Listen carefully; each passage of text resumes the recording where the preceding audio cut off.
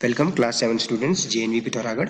है ना बच्चों, एक्सपोनेंट्स एंड पावर्स की कुछ वीडियोस मैंने आपसे शेयर की थी, तो उम्मीद करता हूँ थोड़ा बहुत तो आपको उससे समझ में आया होगा। ठीक है, अब देखिए फिर से एक बार उसको रिकॉल करते हैं, है ना, और देखते हैं कि एक्सरसाइज को कैसे सॉल्व किया जा सकता है।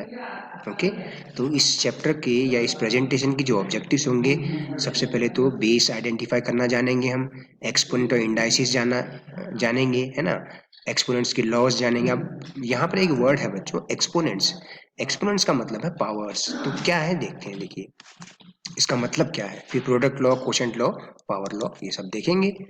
तो बेस क्या होता है? बेस एक ऐसा नंबर है which is to be multiply by itself according to exponent. Exponent के अनुसार अपने आप से ही मल्टीप्लाई किया जाता है। ठीक है, जैसे कि मान लीजिए, अगर मैं एक एग्जांपल दिखाऊं आपको कि मैंने सपोज लिखा 3 × 3 × 3। ठीक है, 3 × 3 × 3 इंटू एक बार और 3 कर लेते हैं, ठीक है, ×3। तो ये क्या हो जाएगा, 3 रेज़ टू द पावर 4 हो जाता है। क्या हो जाता है? 3 रेज़ टू द पावर 4 कहते हैं इसको। 3 रेज़ टू द पावर 4 कहते हैं बच्चों। तो ये जो चीज़ है आपका, इसमें तो हमने देखा कि कौन सा नंबर बेस कहलाता है। बेस एक ऐसा नंबर है जो कि अपने आप से कितनी बार मल्टीप्लाई हुआ है। ठीक है, अपने आप से मल्टीप्लाई हो रहा है, तो ये जो नंबर है आपका, ये जो 3 है, ये कहलाता है बेस। और ये जो 4 है आपका, ये 3 टू द पावर 4। 3 कितनी बार मल्टीप्लाई हुआ अपने आप से? 4 बार मल्टीप्लाई हुआ, तो 3 रेज़ टू द पावर 4 हुआ बच्चों। तो इसमें 3 क्या कहलाता है? बेस कहलाता है, और 4 जो है आपका एक्सपोनेंट, इंडेक्स या पावर कहलाता है। तो हम इसको पढ़ते कैसे हैं? 3 रेज़ टू द पावर 4। ठीक है, 3 की घात 4। 3 आधार है और 4 घात है, एक्सपोनेंट। ओके, एक्सपोनेंट और इंडेक्स। एक्सपोनेंट एक ऐसा नंबर है which represents the number of times a base is to be multiply by itself. कोई बेस अपने आप से कितनी बार मल्टीप्लाई हुआ है, वही पावर है। जैसे यहाँ पर 3 जो है 4 बार मल्टीप्लाई हुआ है, तो आप देख पा रहे हैं कि 4 आपका घातांक है, एक्सपोनेंट है। कोई नंबर अपने आप से कितनी बार मल्टीप्लाई हुआ है, तो वह एक्सपोनेंट कहलाता है। वैल्यू और एक्सपोनेंशियल फॉर्म, तो इसको हम एक्सपोनेंशियल फॉर्म कहते हैं। जैसे 3 रेज़ टू द पावर 4 है, इसको हम कहते हैं एक्सपोनेंशियल फॉर्म या पावर नोटेशन भी कहते हैं। ठीक है, और ये जो है, ये एक एग्जांपल देखिए, 3 टू द पावर 4 की वैल्यू 81 आएगी। देखिए 3 × 3 × 3 × 3, 4 बार मल्टीप्लाई किया, 3 3 9, 3 27, 3 81। तो यहाँ पर 81 उसका वैल्यू है। 81 3 टू द पावर 4 का वैल्यू है। 3 बेस है और 4 पावर कहलाता है, या एक्सपोनेंट वर्ड भी इस्तेमाल करते हैं। अब जैसे यहाँ पर है 13 टू द पावर 9, तो 13 टू द पावर 9 का मतलब क्या होगा? 13 9 टाइम्स मल्टीप्लाई होगा, इसका एक्सपेंडेड फॉर्म जो होगा। ठीक है, ये कहलाता है एक्सपेंडेड फॉर्म बच्चों। 3 × 3 × 3 ये आपका एक्सपेंडेड फॉर्म कहलाया, और 3 टू द पावर 4 ये आपका एक्सपोनेंशियल फॉर्म कहलाया। ठीक है, इसको सिंप्लीफाई करने पर आपको मिला 81। तो 81 इसका वैल्यू है। ठीक है, ये 3 चीजें आप ध्यान रखिए। अब जैसे मान लीजिए 4/7 होल पावर 2 है, तो यहाँ पर 4/7 आपका बेस है, पावर आपका 2 है, तो 4/7 कितनी बार मल्टीप्लाई करना है? अगर मैं इसका वैल्यू फाइंड करना चाहूँ, तो 4/7 को 2 बार मल्टीप्लाई करूंगा, तो मुझे मिल जाएगा 16/49। ठीक है, अच्छा अब हम एक्सपोनेंट लॉस के बारे में बात कर लेते हैं बच्चों। ठीक है, एक्सपोनेंट लॉस के बारे में बात करें।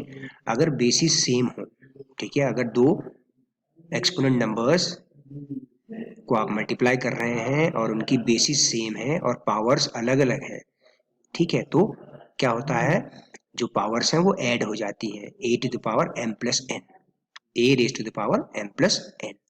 ठीक है, दूसरा क्या है, अगर बेसिस सेम हो, पावर्स डिफरेंट हो, बीच में डिवीजन साइन हो, तो बेस की पावर में जो कॉमन बेस है वो एक ही बार लिखा जाएगा, और जो पावर्स हैं इसी क्रम में घट जाएंगी, m-n, a⁻m-n। ठीक है, तीसरा रूल है पावर्स पावर, पावर की पावर मल्टीप्लाई जाती है। जैसे a की power m to the power n, तो क्या हो जाएगा, a to the power m into n। Powers जो है आपस में मल्टीप्लाई हो जाएंगी। ठीक है, याद रखिए, ये A to the power M into A to the power N और A to the power M to the power N दो अलग अलग चीजें हैं। इसमें क्या है, दो एक्सपोनेंट नंबर्स हैं जिनके बेस एक समान है, मल्टीप्लाई कर रहे हैं तो पावर्स ऐड हो रही हैं, ठीक है। जबकि इसमें क्या है, पावर की ही पावर है तो मल्टीप्लाई हो जाएगी। फोर्थ रूल है कि अगर पावर सेम हो, बीच में मल्टीप्लाई साइन हो, अब देखिए पावर्स जो है सेम है, बेसिस डिफरेंट डिफरेंट है, तो आप क्या करेंगे, ये इक्वल टू हो जाता है, दोनों बेसिस को आप मल्टीप्लाई कर लीजिए, होल पावर m रख दीजिए, ठीक है ना। क्वेश्चन जब हम करेंगे तो और बेहतर तरीके से आपको समझ में आएगा, ठीक है। अगर पावर सेम हो और बेसिस डिफरेंट डिफरेंट हो, बीच में डिवीजन साइन हो दो एक्सपोनेंट नंबर्स के बीच में, तो दोनों बेसिस डिवाइड हो जाएंगे, a divide by b whole power m। इसको इस रूप में भी लिखा जा सकता है, a to the power m upon b to the power m is equal to a upon b whole power m। या इसके अपोजिट भी, कई बार क्वेश्चन को सॉल्व करते समय इसका अपोजिट भी करना पड़ता है, तो अगर a upon b whole power m है तो पावर बारी बारी से दोनों पर आ जाएगी, न्यूमरेटर में भी और डिनोमिनेटर में भी आ जाएगी, ठीक है। अच्छा, सिक्स्थ रूल है a to the power minus m is equal to 1 upon a to the power m। अगर a की पावर कोई नेगेटिव पावर है, बेस की पावर कोई नेगेटिव पावर है, इसको पॉजिटिव कैसे करेंगे, जब उसको 1 अपॉन में ले आएंगे। या अगर a upon b whole power minus m, अगर कोई फ्रैक्शन है इसकी होल पावर माइनस m है, तो आप फ्रैक्शन को पलट दीजिए तो पावर पॉजिटिव हो जाएगी।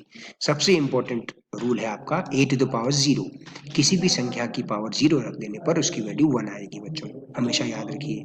फिर चाहे वो 1000 हो, चाहे वो 5 लाख हो, चाहे वो 2238 हो, किसी की पावर 0 1 होगा। याद रखिए 0 टू द पावर 0 डिफाइंड नहीं है, ठीक है। 0 टू द पावर 0 डिफाइंड नहीं होता है, ठीक है। बेस 0 नहीं होना चाहिए, ठीक है। अगर पावर में 0 है, बेस 0 नहीं है, तो 0 की पावर 0 एग्जिस्ट ही नहीं करता है, ठीक है। 13.1 तो बच्चों आसान है, इसमें क्या करना है, आपको एक्सपोनेंशियल फॉर्म दिया है तो एक्सपेंड करके उसको उसका वैल्यू फाइंड कर देना है। तो जैसे यहाँ 2 टू द पावर 6 की वैल्यू फाइंड करनी है, फर्स्ट क्वेश्चन का फर्स्ट पार्ट, तो 2 टू द पावर 6 का मतलब हुआ, देखिए 2 कितनी बार हम अपने आप से मल्टीप्लाई होगा, 6 टाइम्स, पावर है 6, तो 2 into 2 into 2 into 2 into 2 into 2, okay. तो ये क्या आ जाएगा, 64।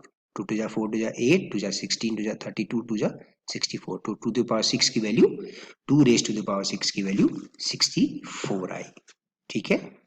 अब जैसे मान लीजिए सेकंड पार्ट करना है, 9 रेज टू द पावर 3, तो 9 रेज टू द पावर 3 की वैल्यू अगर हमने फाइंड करनी है, तो पहले तो उसको आप एक्सपेंड करिए, एक्सपेंडेड फॉर्म में लिखिए। 9 raise to the power 3 means 9 अपने आप से 3 बार मल्टीप्लाई होगा, 9 into 9 into 9, so that is 729, okay.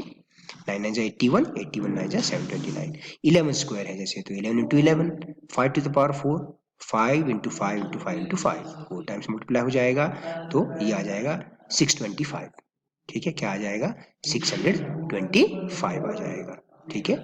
अब देखिए क्वेश्चन नंबर 1 में जहां आपको एक्सपोनेंशियल फॉर्म ऑलरेडी दिया हुआ था, तो हम उसको एक्सपेंड कर रहे थे और उसकी वैल्यू फाइंड कर रहे थे। अब सेकंड पार्ट में क्या है कि आपको एक्सपेंडेड फॉर्म दिया हुआ है, इसको एक्सपोनेंशियल फॉर्म में लिखिए। तो आप देखिए 6 इंटू 6 इंटू 6 इंटू 6, तो 6 अपने आप से कितनी बार मल्टीप्लाई हुआ है, 4 बार, तो इसका एक्सपोनेंशियल फॉर्म क्या हो जाएगा, 6 रेज टू द पावर 4, 6 की घात 4, ओके। अब जैसे t इंटू टी है तो क्या हो जाएगा, टी स्क्वायर हो जाएगा, ठीक। अब जैसे है b into b into b into b, तो आप देखिए b into b into b into b, कितनी बार b अपने आप से मल्टीप्लाई है बच्चों, 4 बार, तो equal to b raise to the power 4 हो जाएगा, है कि नहीं। ये है कहने का मतलब, ओके। तो कोई ज्यादा डिफिकल्ट नहीं है। आप 5 इंटू 5 इंटू 7 इंटू 7, तो यहाँ पर देखिए 5 इंटू 5 इंटू 7 इंटू 7 इंटू 7 है, तो इसको अगर एक्सपोनेंशियल फॉर्म में दिखाना है तो देखिए 5 कितनी बार मल्टीप्लाई है अपने आप से, 2 बार, तो 5 टू द पावर 2 हो गया, इंटू 7 इंटू 7 इंटू 7, तो ये 7 क्यूब हो गया, है ना। 5 to the power 2 into 7 to the power 3, तो 5 टू द पावर 2 को एक और सिंपल लैंग्वेज हम बोलते हैं 5 स्क्वायर, और 7 टू द पावर 3 को हम बोलते हैं, अगर रेज टू द पावर 3 तो हम इसको क्यूब बोलते हैं, तो इसको हम ऐसे भी पढ़ सकते हैं 7 क्यूब, 5 स्क्वायर इंटू 7 क्यूब। दिया गया एक्सपेंडेड फॉर्म एक्सपोनेंशियल फॉर्म में एक्सपोनेंशियल फॉर्म में 5 to the power 2 into 7 to the power 3 हो जाएगा। ठीक है, अब जैसे 2 इंटू टू इंटू ए तो 2 स्क्वायर इंटू ए स्क्वायर। अब यहाँ पर देखिए सिक्स्थ वाले में ए इंटू ए इंटू सी इंटू सी इंटू सी इंटू सी इंटू डी। तो आप देखिए सी 4 टाइम मल्टीप्लाई है, ए 3 टाइम मल्टीप्लाई है, तो ये हो गया A raise to the power 3 into C कितनी बार मल्टीप्लाई है अपने आप से 4 बार, तो C to the power 4 into D अकेला ही है तो डी ऐसे ही छोड़ दिया। ठीक है, क्वेश्चन नंबर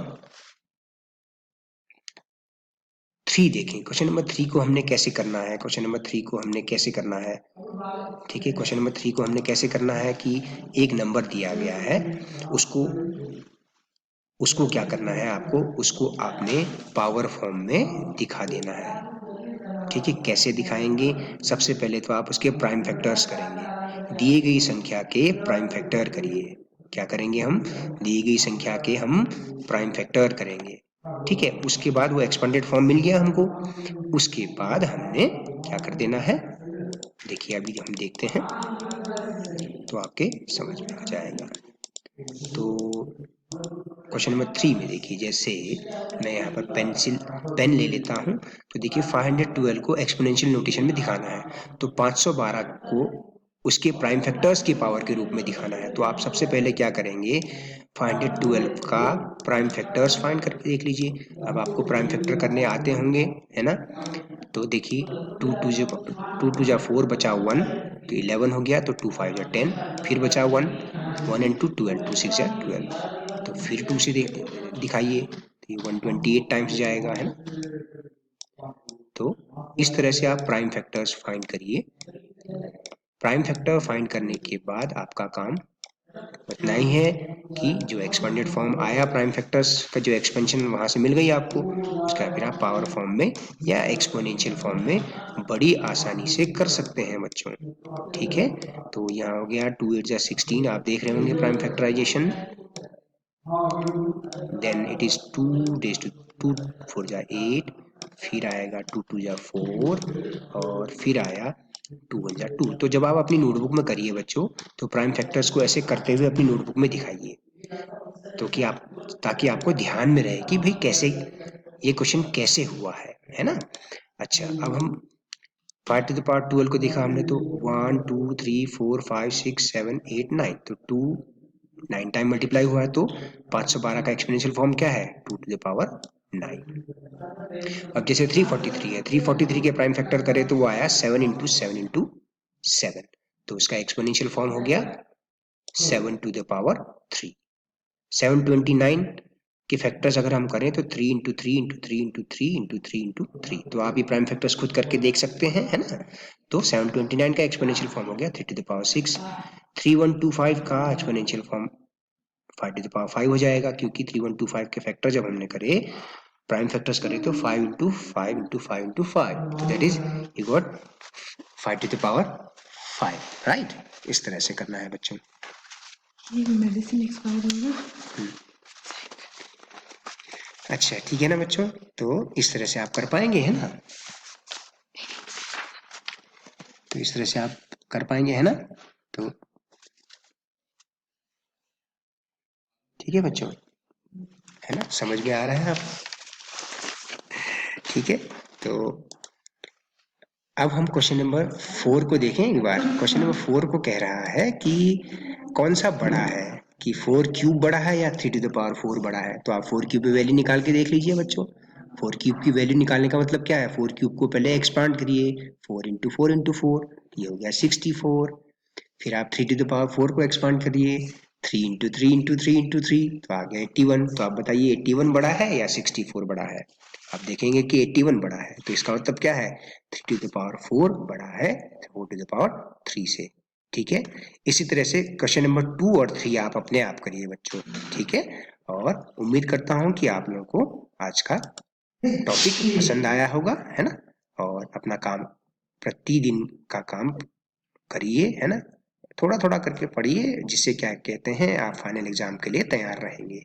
ठीक है बच्चों, धन्यवाद और शुभ दिन।